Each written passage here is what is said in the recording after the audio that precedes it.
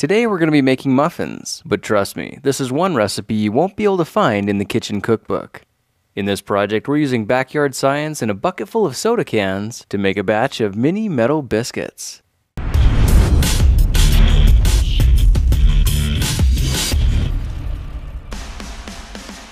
Let's start this project with the mini metal foundry we made in another video and a big bag of charcoal briquettes. These might look like the kind for barbecuing and grilling, and that's because they are. When 5 briquettes are spaced evenly at the bottom, we're ready to add a crucible like this one I made out of a steel fire extinguisher, and I found that putting the container on a layer of charcoal helps melt the cans faster once we fire it up. Now let's connect a 1-inch steel pipe through the air supply port on the side of the foundry. This will get the fire hot enough to melt metal, but we still need a way to shoot the air in. We could just blow through it, but a much better idea is to use a hairdryer, which you can find at most thrift stores for about $3. Now I taped the hairdryer to some PVC pipe and inserted a couple of 1-inch couplings to connect the steel tube at one end and give the blower tube a quick release feature. This way it's super easy to take apart and fits into a 5-gallon bucket for easy storage. Now since the blower tube is at a strategically placed angle, it's really helpful to support it so it doesn't strain the foundry. This little trick will help keep the walls from cracking and increase the life of the unit dramatically. Now that the foundry is all set up, let's fill it to the top with charcoal and breathe some life into them the same way you'd light up your barbecue. My tool of choice is a propane torch because it gets everything heated up in a hurry. The coals are burning, so let's flip the hairdryer to the low setting and blow a steady stream of oxygen on the charcoal to really heat things up. You can see how the cover we made keeps the heat inside so it conserves energy while it's bringing up the temperature. The coolest part is that the crucible lines up perfectly with the hole in the center. Alright, with that warming up, let's round up some soda cans, like these ones I got from a local recycling depot, and this important tool that makes the whole operation possible, a pair of steel tongs from the dollar store. After 10 minutes, you can see the foundry is scorching hot, and the handles probably are as well, so let's use the tongs to carefully remove the top without getting burned. You can see the steel crucible is glowing orange, and that means it's ready for action. The container is 3 inches wide, which is the perfect size for melting standard-sized soda cans like these, and at temperatures over 1,000 degrees Fahrenheit, you can see it'll liquefy them in just a few seconds. Now I cranked it up to full power to melt more cans in a hurry, and averaged around 10 to 12 cans per minute. The cool thing is that it doesn't matter if the cans are dirty, painted, or still have soda inside. The furnace eats anything and pulls out pure liquid aluminum, which you'll see in just a second.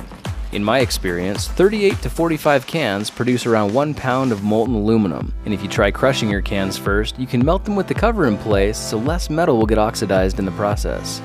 Now after liquefying about 50 cans, you can see the container is completely full, but there's a lot of gunk floating around that we really don't need. The easiest way to isolate the aluminum is with something like this steel cake pan I got at the thrift shop for 50 cents. First, let's go ahead and carefully remove the crucible, making sure we've got a very secure grip with our tongs. Then very slowly pour the liquid into the steel mold. You can see the slag stays behind and almost acts like a strainer, helping prevent anything solid from flowing downstream. Now that we've separated the good stuff out, why don't we tap the container on a slab of concrete and dump out the dross. By keeping our crucible clean, we can use it again right away. Now just for fun, I tried melting a bunch more cans so I could pour them into a brand new cupcake pan.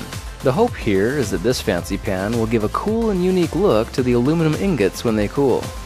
The pan is made of steel, but it's catching fire because the non-stick coating is burning off, but this will be the only time it does that. After a couple of minutes, you can see the ingots have hardened, but they're still blisteringly hot. So much so that they'll ignite a piece of paper instantly just by touching it. Now it's a really good idea to have a bucket of cold water nearby so you can cool them down. When they drop into cold water, you can see they're still hot enough to bring the water to an instant boil, but after about 10 seconds, they cool to the point where you could pick them up barehanded if you wanted to. Now I also tried pouring ingots into a mini muffin pan to get a smaller variety, and ended up with some really adorable mini metal muffins. These ones are actually my favorites now because they're so easy to work with. The purpose of an ingot is to keep some pure metal handy for when you want to make something cool. So now that we have some, all we have to do is fire up the foundry and toss a few nuggets into a clean crucible. This setup can liquefy ingots in 5 to 10 minutes, and check this out. By melting clean ingots, there isn't any dross we have to fish out either. Instead, there's only a thin skin of aluminum oxide, which means this entire crucible is full of molten aluminum ready for casting. I tried pouring mine into a 5-gallon bucket filled with sand and one other specialty item, which you can see bursts into flames and absorbs 2 full pounds of liquid metal. After 5 to 10 minutes, the metal is hard enough to grab onto with a pair of channel locks so we can break the mold and reveal the casting inside. Watch for how to make something like this in another project video. When it's time to clean up, all the metal working tools fit conveniently into a 5-gallon bucket, and when the foundry is cooled down, the handle makes it easy to flip over and dump out the ashes. Cleanup is quick, and when you replace your potted plant, you can see the whole thing reverts to its innocent disguise as fashionable home decor. Well, now you know how to turn scrap aluminum soda cans into shiny metallic muffins, which you can simply admire with pride, or use to make just about anything you want. Well, that's it for now. If you like this project, perhaps you like some of my others. Check them out at thekingofrandom.com.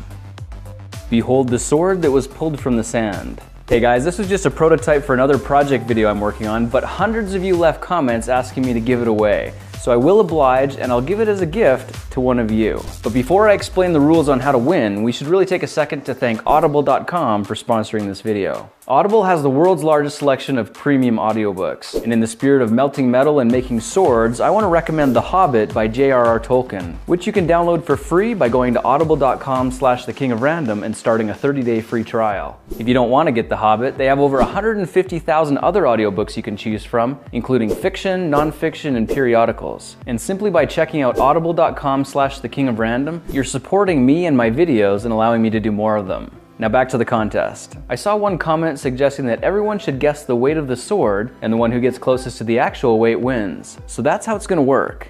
Click here to submit your guess on how much the sword weighs in grams, and in 1 week I'll check to see who got closest to the right answer, then I'll ship it to the winner for free. Now don't put any answers in the comments. If you want a chance to win, click here and submit your best guess, because that's the only place I'm gonna be choosing from. Thank you for supporting my videos, and I hope to see you around for the next one. I'll talk to you then.